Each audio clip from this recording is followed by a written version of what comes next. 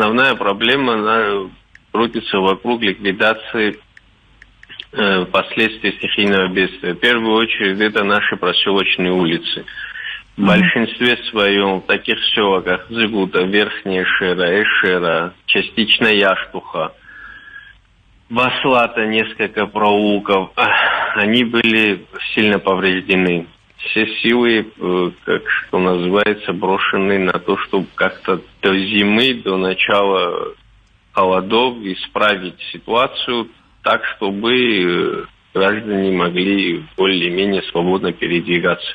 Вот, как я говорил, 2 стихии у нас промежутком в неделю было. Некоторые улицы, которые были исправлены после 9 числа, они опять были испорчены, ими тоже занимаются. То есть идет подсыпка, идет очистка ливневых каналов, по возможности чистим русло речушек, которые в непогоду превращаются в бурный поток.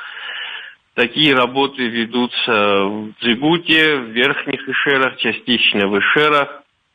Ввиду того, что специализированной техники, которую мы можем нанять, и ограниченности средств, не можем массово нанять такую технику, поэтому работаем малым количеством, что называется, и стараемся исправить положение своими силами. Все материалы по стихии, все сметы подготовлены. Вот буквально сегодня, завтра с протоколом комиссии экземпляры этих смет будут отправлены на рассмотрение в Республиканскую комиссию по стихийным бедствиям в Кабинет министров.